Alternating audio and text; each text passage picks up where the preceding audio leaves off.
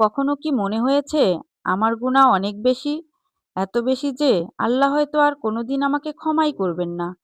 হয়তো তুমি নামাজ ছেড়ে দিয়েছিলে বহু বছর আগে, হয়তো চোখের গুনাহ করেছো, হয়তো জিহবার গুনাহ করেছো, হয়তো কারো হক নষ্ট করেছো, হয়তো এমন পাপ করেছো যেটা কাউকে বলতে তোমার লজ্জা লাগে, নিজেকেই ঘৃণা হয়।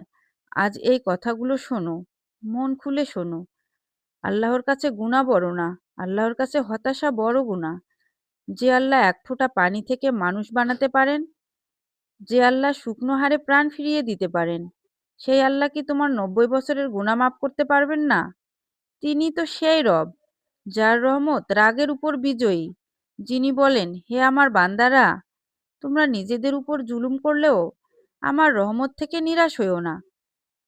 ভাবো একবার, ৯০ বছর যদি গুনাহ করে থাকো, একটা সত্যিকারের অনুতপ্ত চোখের পানি সবকিছু ধুয়ে দিতে পারে। তুমি হয়তো ভাবছো, আমি তো বদলাতে পারিনি, কিন্তু আল্লাহ দেখেন তোমার চেষ্টা, তোমার ফেরা। তিনি ফেরার পথ বন্ধ করেননি।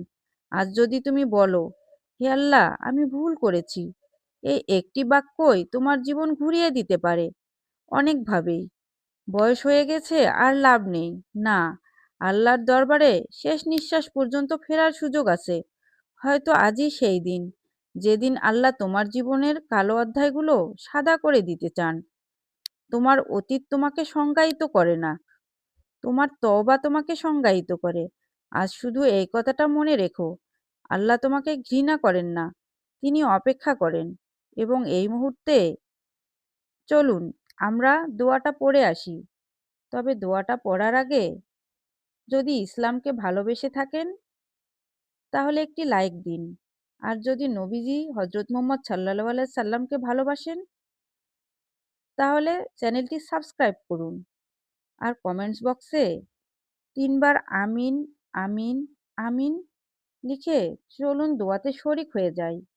দোয়াটি হচ্ছে, রব্বি ইন্নি জালামতু নাফসি ফাগফিরলি ইন্নাহু লা ইয়াগফিরুয যুনুবা ইল্লা আনতা।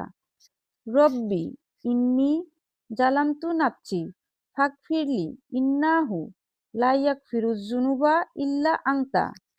রব্বি ইন্নি জালামতু নাফসি ফাগফিরলি ইন্নাহু লা ইয়াগফিরুয যুনুবা ইল্লা আনতা।